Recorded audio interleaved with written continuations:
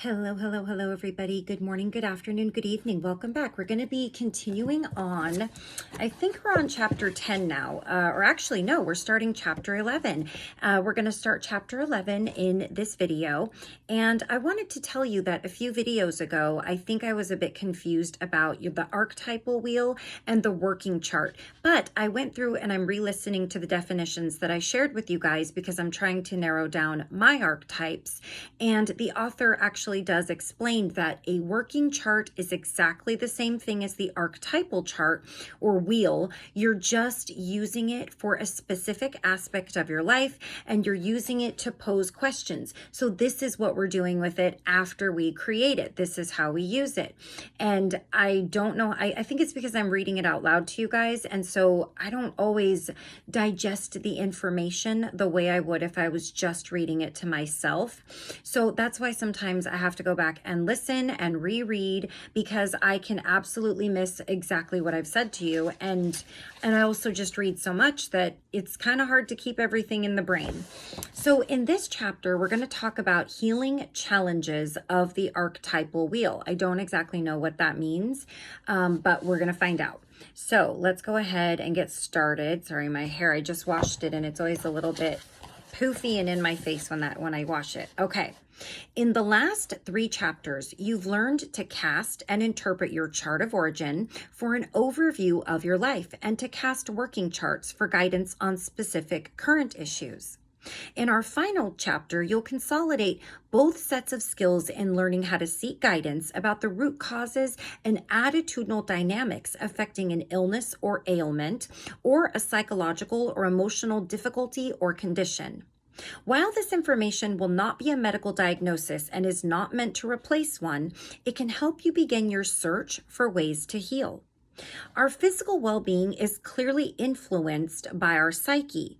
As a medical intuitive, I have often observed the links between certain psychological stress patterns and certain illnesses related to specific areas of the body. Emotional heartache usually affects the heart itself. For instance, financial stress or the feeling that you lack support in what you do often hits you in the lower back. And the pancreas is especially sensitive to issues related to responsibility.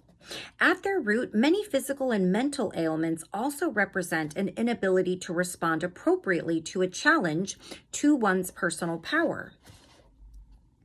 Once you understand the connection between these power challenges and the resulting health challenges, you gain valuable insights into the energy causes of your ailment.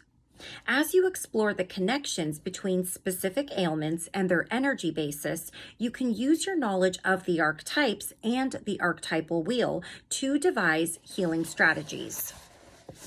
Since archetypes reside in the psyche, reviewing which of your personal archetypal companions may be involved in a specific health challenge can help you find clues to healing it.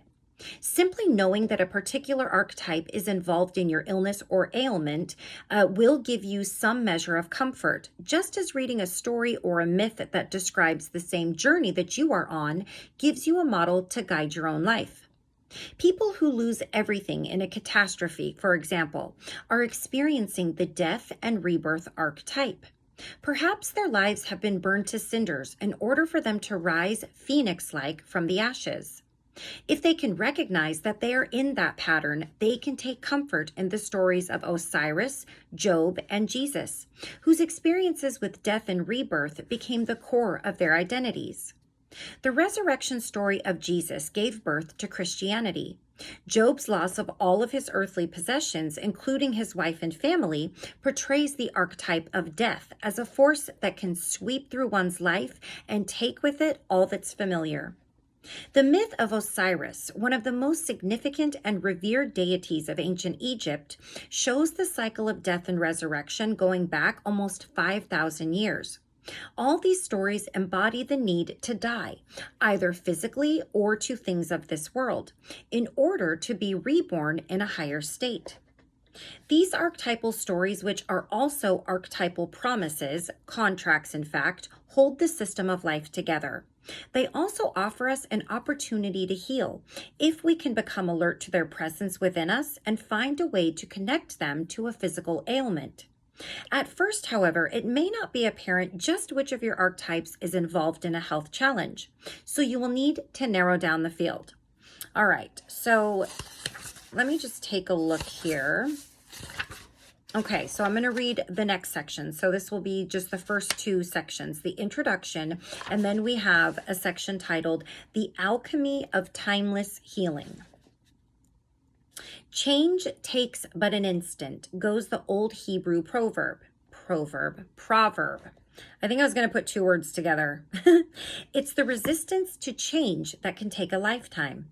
Within the energy fields of your mind, heart, and willpower, you can transform the lead of physical matter, the dense energy content of your memories, history, attitudes, beliefs, and life experiences into gold.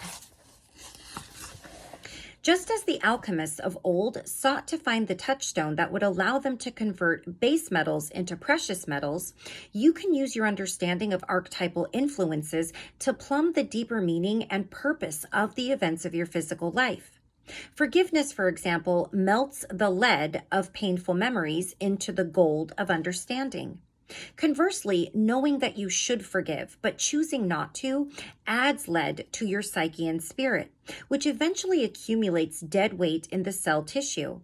Lead is any form of unfinished business, such as hatred, bitterness, unrequited love, or regret, that contributes harm to your body as well as to your spirit.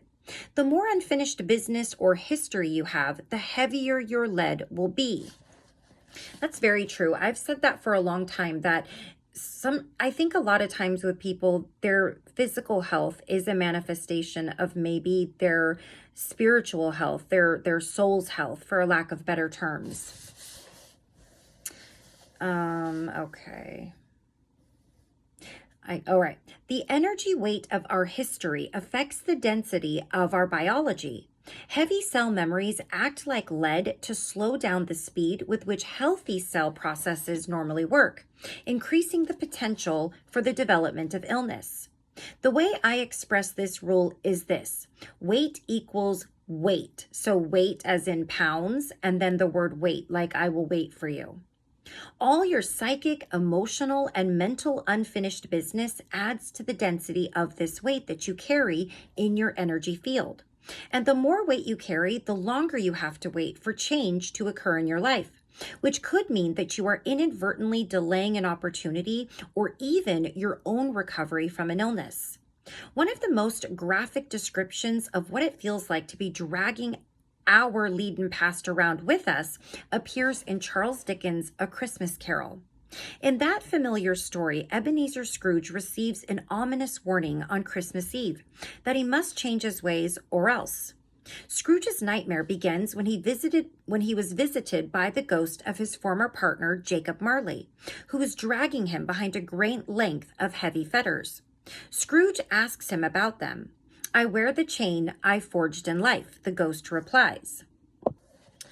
"I made it link by link and yard by yard. I girded it on of my own free will, and of my own free will I wore it. Is its pattern strange to you?" Scrooge trembled more and more. "Or would you know," pursued the ghost, "the weight and the length of the strong coil you bear yourself?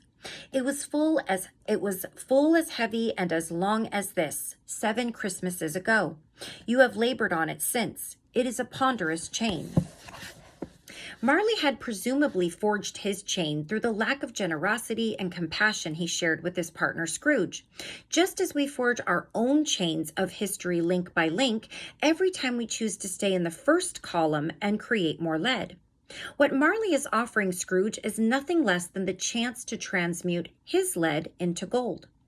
Dickens' story is itself an archetypal narrative of self-transformation from the miser to the divine child. After Scrooge has his awakening experience with Marley's ghost, he goes into his inner laboratory, where he is visited by the spirits of Christmas past, present, and future. They show him where he went wrong, how he got to where he is today, what will happen if he doesn't melt the lead of his past into gold, and the good things that can happen if he does. The spirits take Scrooge into transcendent time, where linear chronology is suspended and he is able to live past, present, and future in one extended timeless moment. Having learned his lesson, for which he rightly declares his undying gratitude to the departed Marley, Scrooge says, "I will honor Christmas in my heart and try to keep it all the year. I will live in the past, the present, and the future. The spirits of all three shall strive within me. I will not shut out the lessons that they teach." When Scrooge awakens from his dream, it is Christmas Day. "I haven't missed it," he declares with childlike joy. "The spirits have done it all in one night. They can do anything they like."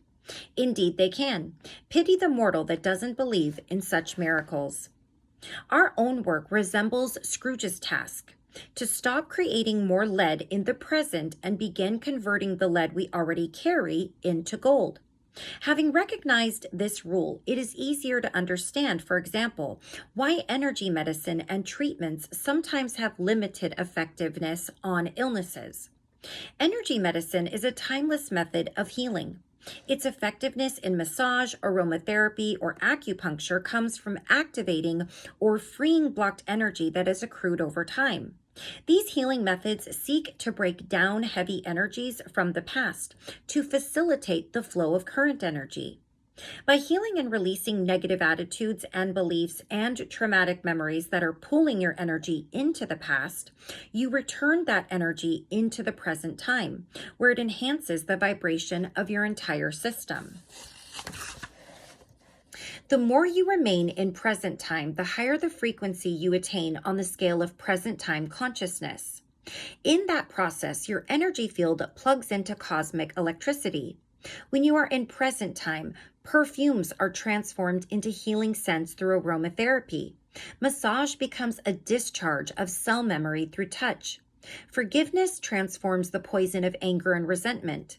The speed of your healing is increased, and any restrictions that the tribal mind has determined for an illness, such as that it takes 6 months to heal from one disease and 5 years from another, no longer apply.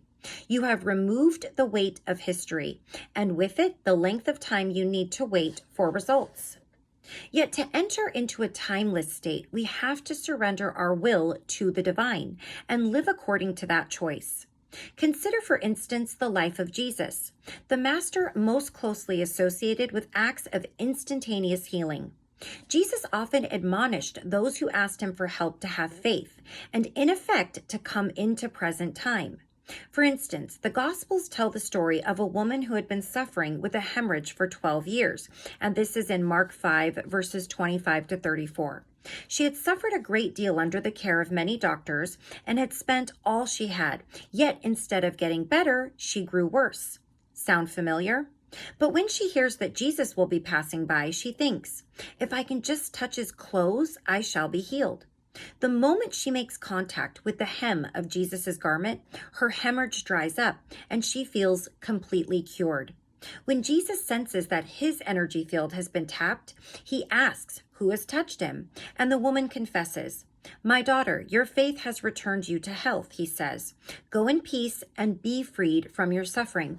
I read somewhere, I think it was in a Dolores Cannon book, that Jesus could not heal everybody. He could see prior to if it was going to be effective because he could sense and feel their level of faith in God and in believing that they would be healed, but first and foremost in God. And so he said not all of his healings worked. The person also had to have faith. It had to be a two-way street when he placed his hands on them or they wished for a healing. And I found that quite profound, and it made a lot of sense to me. And, she's not saying that he didn't heal everyone, obviously, in this little excerpt from the book, but she is saying that he did require and have to know that that person had faith, and this woman had faith. In another instance, Jesus is approached by the Jewish friends of a Roman centurion whose servant is near death, and this is in Luke 7, verses 1 through 10. They explain that this Roman is sympathetic to their beliefs and ask in his behalf that Jesus go to heal his favorite servant. Before Jesus even arrives at his home, however, the centurion sends word that Jesus need not make the journey, but can heal his servant simply by willing to. Jesus is astonished at the man's level of faith. I tell you, he says, not even in Israel have I found faith as great as his. And he then heals the man's servant at a distance. Accounts of Jesus' healing show an intimate relationship between one's ability to receive a timeless healing and one's ability to release the linear time-based world. They show how we can move from the first column of physical reality into the third or symbolic column, gaining insights that we then work with our inner laboratory, transforming lead into gold. But we have to be willing to live according to the mysteries of timeless laws, to serve the spirit first, to give up the temporal perceptions of the first three chakras of physical survival. Jesus' surrender to the will of the divine is apparent in the manner in which he constantly accepted what needed to happen next. In the Garden of Gethsemane, as we saw, although he asked God to release him from what he saw coming, in the next breath, he also accepted God's will. When he was brought before Pontius Pilate, the most powerful man in Judea urged Jesus to defend himself, saying, "Don't you realize that your life is in my hands?" Jesus knew that Pilate actually had no power at all, but was acting unconsciously under contract to fulfill his role by condemning Jesus. The life of Jesus was no more in Pilate's hands than was the power to make the Jews love Rome. But Jesus did not resist or argue against his divinely ordained destiny. Cases abound of timeless healings and spontaneous remissions, sometimes referred to as miracles. In each instance, what preceded the healing was the decision to release, to forgive, to agree to change, and in general, to accept a different path for one's life. I have never heard of a timeless intervention after which the person returned to the same temporal life. People who have made timeless choices radiate that energy or charism. Charism. We learned about that word in the last book.